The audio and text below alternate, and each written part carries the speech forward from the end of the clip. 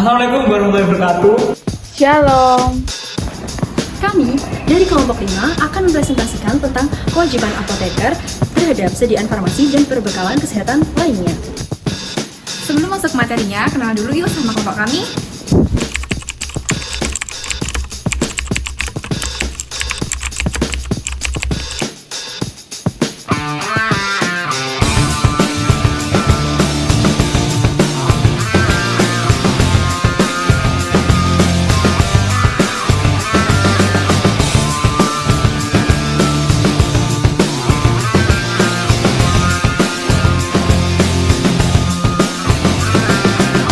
Nah, sebelum mengetahui lebih lanjut, apa sih profesi apoteker itu? Profesi apoteker merupakan bagian penting dalam sistem pelayanan kesehatan yang memiliki tanggung jawab besar dalam menjamin mutu, keamanan, dan khasiat dari sediaan farmasi dan berbekalan kesehatan lainnya. Dalam praktiknya, apoteker tidak hanya berperan dalam meracik dan memproduksi obat, tetapi juga bertanggung jawab untuk memastikan bahwa setiap produk farmasi yang dibuat, diinformasikan, dan didistribusikan telah sesuai dengan ketentuan yang berlaku. Oleh karena itu, pemahaman terhadap kewajiban apoteker dalam konteks etika dan regulasi sangatlah penting untuk mendukung praktik kefarmasian yang profesional, akuntabel, dan berorientasi pada keselamatan pasien. Ruang lingkup dalam bab 6 ini mencakup kewajiban apoteker dalam yang pertama, pembuatan sediaan farmasi dan perbekalan kesehatan, yang kedua, pemberian informasi tentang produk farmasi, yang ketiga, distribusi sediaan farmasi ke fasilitas pelayanan kesehatan. Yang pertama, Pasal 20, kewajiban dalam pembuatan. Isi pasal ini yaitu seorang apoteker yang berpraktik di bidang pembuatan sediaan farmasi dan perbekalan kesehatan lainnya sesuai dengan tugasnya yang harus melaksanakan pekerjaannya sesuai ketentuan yang berlaku agar sediaan farmasi dan perbekalan kesehatan lainnya dapat dibuat terjamin khasiatnya, aman, dan bermutu. Pasal 20, tanggung jawab apoteker dalam pembuatan itu meliputi yang pertama, menjamin efikasi klinis atau khasiat sesuai standar terapi. Yang kedua, menjamin profil keamanan produk atau biasanya tidak toksik dan bebas kontaminasi. Yang ketiga, memastikan produk konsisten dan stabil atau mutunya terjaga sampai kadaluarsa.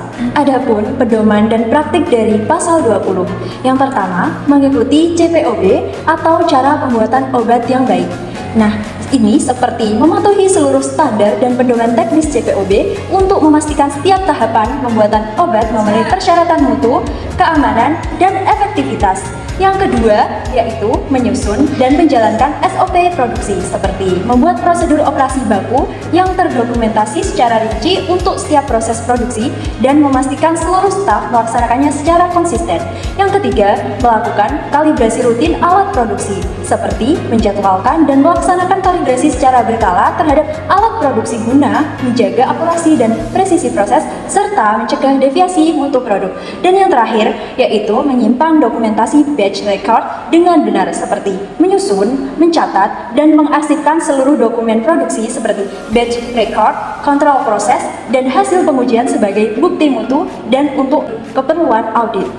Pedoman dan praktik pasal 20 dalam praktik sehari-hari yang pertama, menggunakan APD di ruang produksi atau seluruh personel wajib menggunakan alat pelindung dari diri atau APD melengkapi sesuai standar untuk menjaga kebersihan produk serta keselamatan kerja.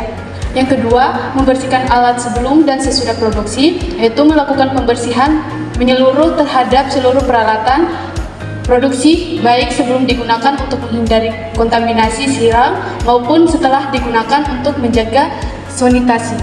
Yang ketiga, melakukan sampling dan uji mutu setiap batch, mengambil sampel produk secara acak dari setiap batch yang diproduksi, kemudian diuji parameter mutunya, misalnya kadar zat, aktif, pH, sterilitas, stabilitas, di laboratorium QA atau QC.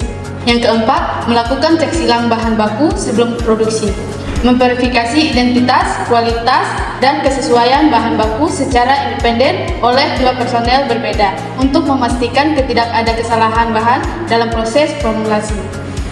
Berikut ada pasal 21, kewajiban pemberian informasi. Isi pasalnya yaitu seorang apoteker yang berpraktik di bidang pembuatan sediaan farmasi dan pembekalan kesehatan lainnya sesuai dengan tugasnya harus memberikan informasi yang wajar dan akurat tentang sediaan farmasi dan pembekalan kesehatan lainnya yang dibuat di bawah kewenangannya. Berikut pedoman dan praktik pasal 21.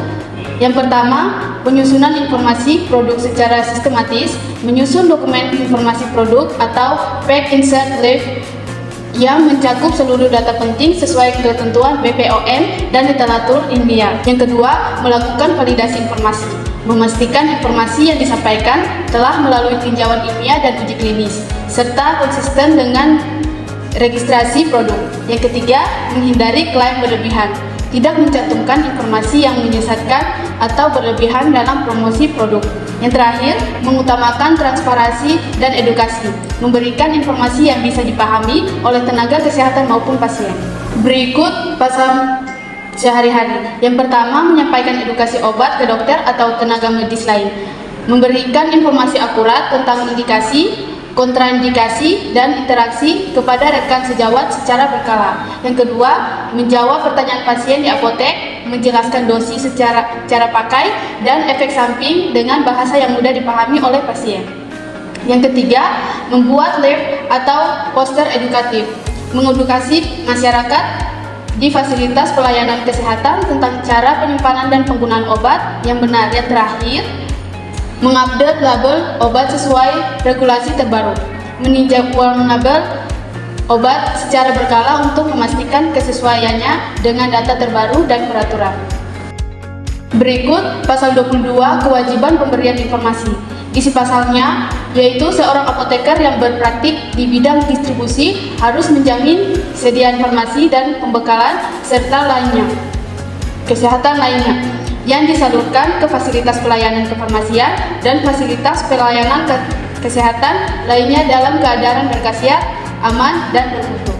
Pedoman pelaksanaannya, yang pertama, menerapkan CDOB atau cara distribusi obat yang baik, memastikan seluruh proses penyimpanan dan pengiriman dilakukan sesuai standar distribusi yang menjamin stabilitas produk.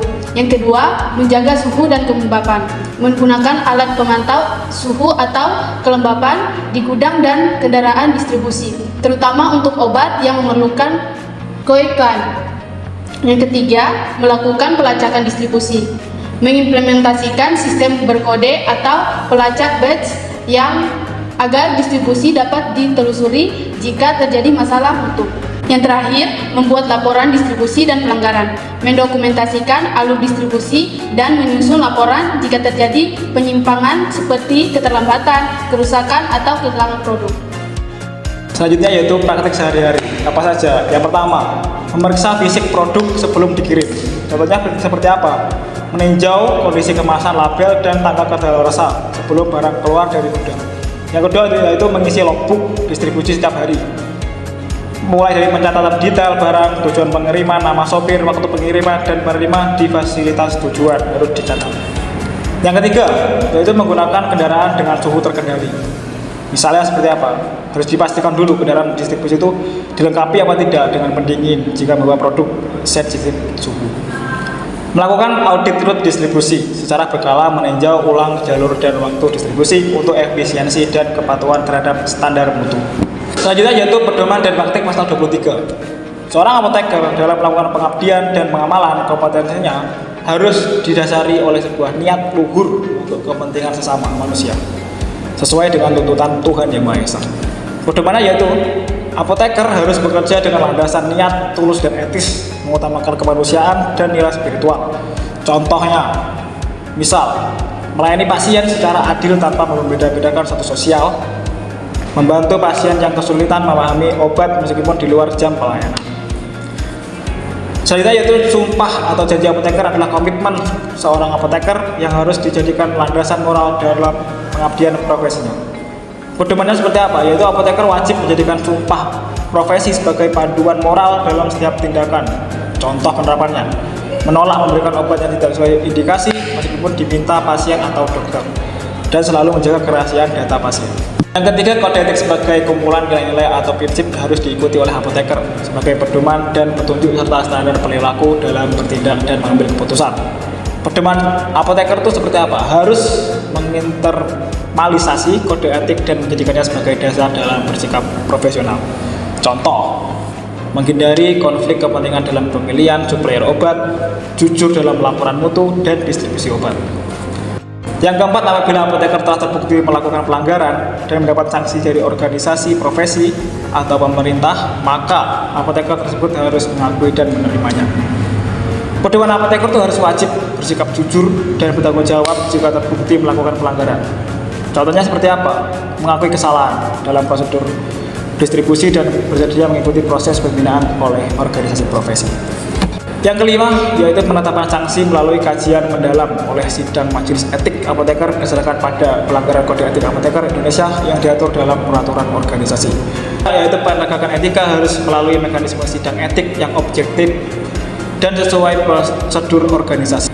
Contoh, apoteker yang dilaporkan karena etik tidak langsung dihukum, tapi harus diperiksa dulu melalui sidang etik yang mempertimbangkan bukti dan keterangan semua pihak. Dan yang keenam, sanksi pembinaan atau KAI dapat berupa peringatan, penyadaran, rekomendasi penundaan izin praktik, rekomendasi penundaan surat tanda registrasi apoteker, pencabutan keanggotaan sementara, atau pencabutan keanggotaan tetap. Pedoman, sanksi diberikan secara proporsional sesuai tingkat pelanggaran, bertujuan untuk pembinaan dan bukan untuk hukuman. Contoh, seorang apoteker yang mengedarkan obat tanpa izin BPOM diberikan sanksi penundaan izin praktik sebagai bentuk pembinaan. Yang ketujuh, yaitu keputusan sanksi senantiasa ditetapkan atas dasar pertimbangan terhadap keselamatan pasien, kehormatan profesi, kepentingan umum, dan etikat baik diri teradu.